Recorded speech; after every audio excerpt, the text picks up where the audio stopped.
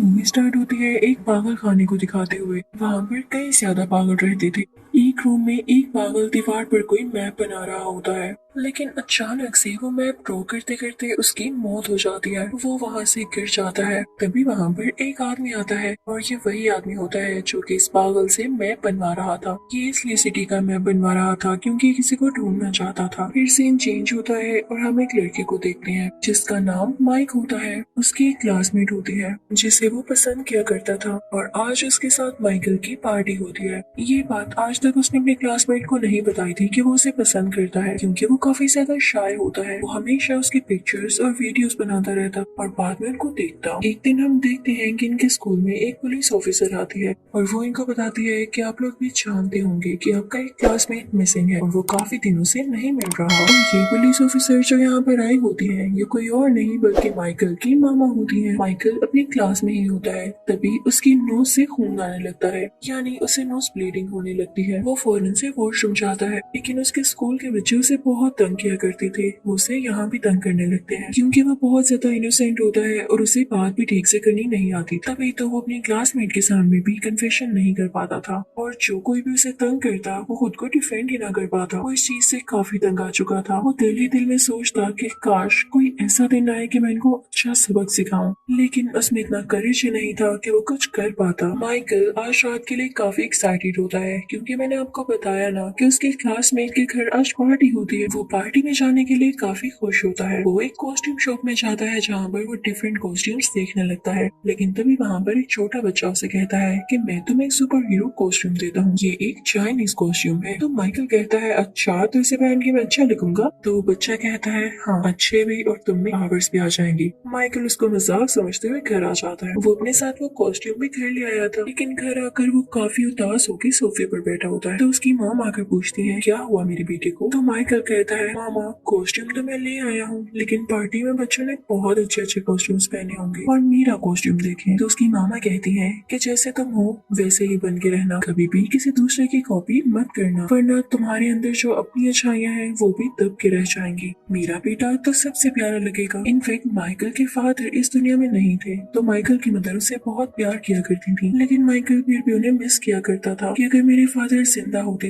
तो जो बच्चे मुझे तंग करते हैं उन्हें सबक सिखा देते। अब रात का टाइम आ चुका होता है और माइकल रेडी होकर उस पार्टी में जाता है। अब वहाँ पर सारे बच्चे उसे तंग करने लगते हैं कि हम जानते हैं तुमने अपने सेल फोन में उस लड़की की पिक्चर्स और वीडियोस रखी हुई हैं, तुम उसे पसंद तो करते हो, लेकिन ये क्या बात हुई, तुम सीक्रेटली उसकी पिक्चर्स लेते हो, उसे पता चलेगा तो उसे कितना बुरा लगेगा। इसी के साथ उस लड़की की पिक्चर्स और वीडियोस उधर चला देते हैं, जिसे देखकर उस लड़की को काफी ज्यादा गुस्सा आता है और वो माइकल पर गुस्सा होने लगती है। माइकल खुद को वॉशरूम में बंद कर लेता है और बाहर से बच्चे उसे कह रहे होते हैं क्या हुआ, तुम डर गई हो। ओहो, बेचारा एक लड़की से डर गया। अब माइकल इन लोगों के सामने नहीं जाना चाह रहा होता क्योंकि बाहर के बच्चे काफी बदतमीज होते हैं। वो अंदर ही शीशे में देख के खुद से बात करने लगता है कि उस बच्चे ने कहा था कि कॉस्ट्यूम पावरफुल है। तो कॉस्ट्यूम क्या पावर है तुम्हारी, क्या तुम मुझे इसको गायब कर सकते हो। इसी के साथ लाइट ऑफ होती है और जैसे ही लाइट दोबारा ऑन होती है तो माइकल वाकई में गायब होता है। वो इनविजिबल बन चुका था। अब हम देखते हैं कि माइकल की रूटीन क्या होती है। वो सुबह उठता है और जब ब्रश करता है तब हमें पता चलता है कि वाकई में अब ये इनविजिबल बन चुका है। माइकल इस चीज को लेकर काफी खुश भी होता है और वो कहता है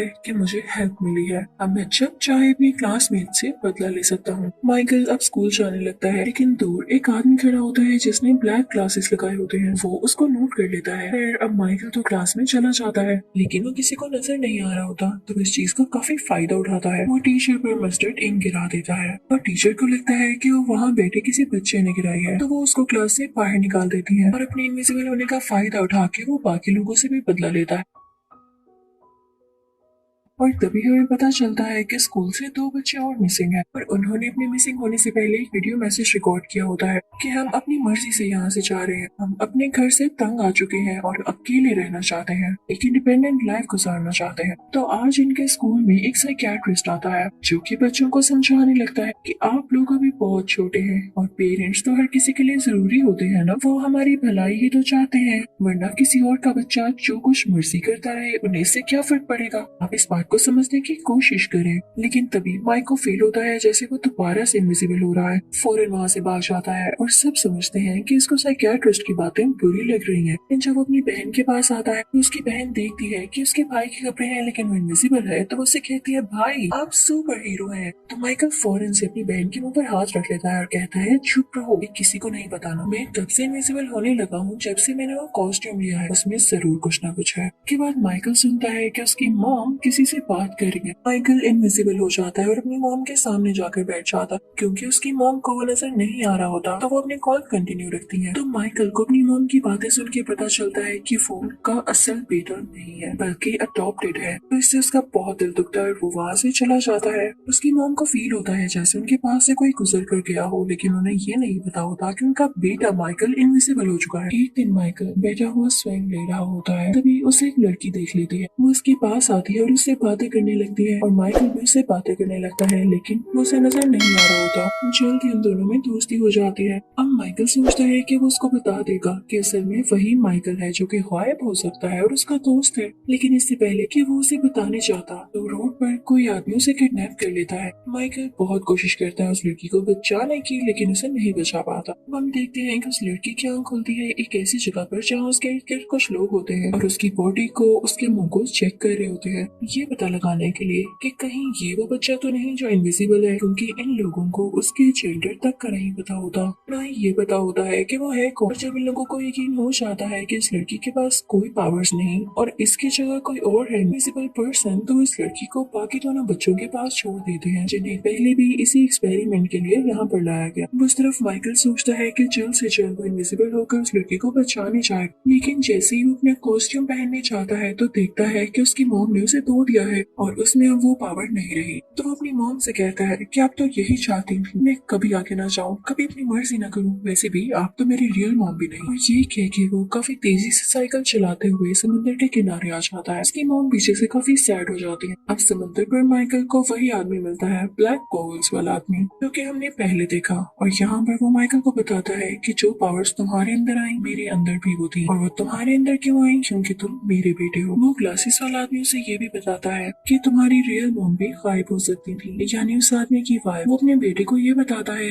कि कई साल पहले जब मैं रशिया में रहा करता था तो किसी इंसिडेंट की वजह से वो जगह तबाह हो गई और उसके साइड इफेक्ट्स ये हुए कि कुछ लोगों में सुपर एबिलिटीज आ गई। तो उन लोगों को इकट्ठा करके एक टीम बनाई गई। जो आदमी उसको लीड करता था वो काफी जालिम था, वो हमें यूज किया करता था। उसने अपने पास हमें कैद रखा हुआ था। कई दिन गुजर गए, हमसे काम लेता रहता। उसी दौरान मुझे वहाँ पर एक लड़की नजर आई जो मुझे बहुत अच्छी लगी, और वो लड़की तुम्हारी मॉम है। कुछ टाइम बाद जब तुम पैदा हुए तो हम दोनों ने ये सोचा कि नहीं, तुम यहाँ पर नहीं रहोगे इस जालिम लीडर की कैद में। तो हम दोनों तुम्हें यहाँ से लेकर भाग गए, लेकिन हमारे पीछे उस लीडर के लोग भी लग गए। तो तुम्हारी मदर ने अपनी जान की कुर्बानी दी और हम दोनों से कहा कि हम यहाँ से चले जाएं। वो भी गायब होना जानती थी और वो उस वक्त की गायब है। मुझे लगा कि मैं अकेला तुम्हें इस तरह से नहीं पाल सकूंगा और इस तरह से हम दोनों की जान को खतरा होगा। मैं खुद ही तुम्हें उस पुलिस ऑफिसर के घर के बाहर रखाया कि तुम्हारी जिंदगी मेरी जैसी ना हो। तो माइकल यहाँ अपने फादर से पूछता है यानी ये पावर्स मेरे कॉस्ट्यूम में नहीं मेरे में पहले से ही थी। तो उसके फादर कहते हैं हाँ मेरी बेटी, तुम्हें ये पावर्स हमसे मिली है।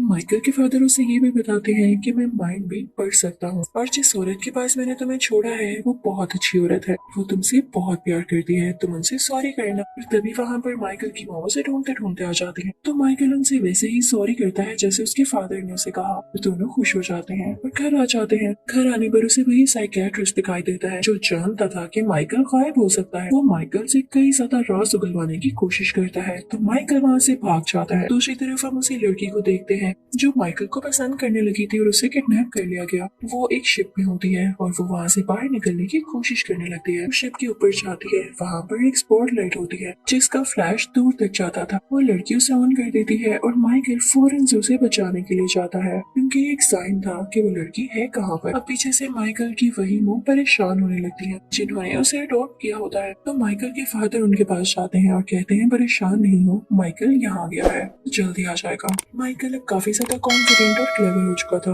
वो शिप में जाते ही सब लोगों को बड़े आराम से दूर कर देता है। अपने उस दोस्त को बचा लेता है तो वो लड़की कहती है कि मुझे और भी लोगों को बचाना है। माइकल उसे गन देता है कि ये तुम अपनी सेफ्टी के लिए अपने पास रख लो, लेकिन वो लड़की उल्टा माइकल पर ही गन पॉइंट कर लेती है। माइकल बहुत हैरान होता है और सोचता है कि हो ना हो इस लड़की के पीछे किसी और का हाथ है और ये ऑप्रेस्ड है, किसी ने इसको ऐसा करने में फोर्स किया होगा। बात बाकी इससे कुछ मिलती जुलती थी। जब माइकल थोड़ी रिसर्च करता है तो उसे पता चलता है कि वहाँ पर एक बूढ़ा आदमी है जो कि पैरालाइज्ड होता है, लेकिन उसके पास एबिलिटी थी उन लोगों को कंट्रोल करने की जिससे वो एक बार टच कर ले। उसने साइकियाट्रिस्ट को भी और इस लड़की को भी कंट्रोल कर रखा था माइकल के अगेंस्ट। वो बूढ़ा आदमी सबमरीन को पानी के अंदर ले जाता है क्योंकि वो माइकल को किसी और कंट्री ले जाना चाहता था। और जब तक माइकल की मॉम और उसके फादर वहाँ पहुँचते हैं तो वो लोग माइकल को ले जा चुके होते हैं, लेकिन तभी माइकल अपनी पावर्स का बहुत अच्छा यूज करता है और वहाँ सारी चीजें डिस्ट्रॉय करके उस बूढ़े आदमी को एक रूम में बंद कर देता है। वो वहाँ से अपनी दोस्त को लेके बाहर आ जाता है। उसकी मॉम ये देख के बहुत खुश होती है। और जैसे ही माइकल बाहर आता है तो वहाँ पे और भी लोग होते हैं। माइकल उनके सामने ही गायब हो जाता है। तो माइकल के फादर आते हैं और उससे कहते हैं कि बेटा तुम्हारे पास एबिलिटी जरूर है, लेकिन हमें ये दुनिया से छुपानी होती है जैसे मैंने छुपा रखी है। तुम आइंदा ख्याल रखना कि पब्लिक में ये एबिलिटीज यूज ना करना और बिल्कुल नॉर्मल इंसान की तरह एक्ट करना, तुम्हारी जिंदगी आसान हो जाएगी। इसी के साथ उसके फादर आगे बढ़ते हैं और हर किसी की मेमोरी इरेज कर देते हैं कि उन्होंने कुछ देखा ही नहीं। जब सबकी मेमोरी वापस आती है जो कि इस मोमेंट और इस इंसिडेंट से पहले की होती है, तो उन लोगों को ये तो पता होता है कि वो सारे मिसिंग बच्चे किडनैप हो चुके थे। अब ये लोग ये assume करते हैं कि माइकल की मदर जब उसे बचाने गई थी तो क्योंकि वो बहुत अच्छी पुलिस ऑफिसर हैं तो उन्होंने बाकी बच्चों को भी बचा लिया और सब बच्चे सब लोग उनको प्रेज करने लगते हैं। फिर अगले दिन हम देखते हैं कि माइकल एक नॉर्मल स्टूडेंट की तरह अपने स्कूल वापस जाता है। वहाँ पर बच्चों से फिर से तंग और बुली करने लगते हैं। तब क्योंकि उसमें काफी कॉन्फिडेंस था तो उन बच्चों से कहता है कि बेहतर होगा कि मुझे तंग ना करो, और वो बच्चे उसका ऐसा जवाब सुन के काफी हैरान रह जाते हैं। अब मूवी के लास्ट सीन में हमें ये दिखाया जाता है कि माइकल की रियल मॉम अभी भी जिंदा होती है और माइकल की एक छोटी बहन भी। तो माइकल के फादर ने उन दोनों को अलग अलग जगह पर छोड़ा ताकि ये लोग सेफ रह सके। माइकल की मॉम अब माइकल की बहन को ढूंढ रही होती है, जिसके साथ ये मूवी यहीं पर एंड होती है।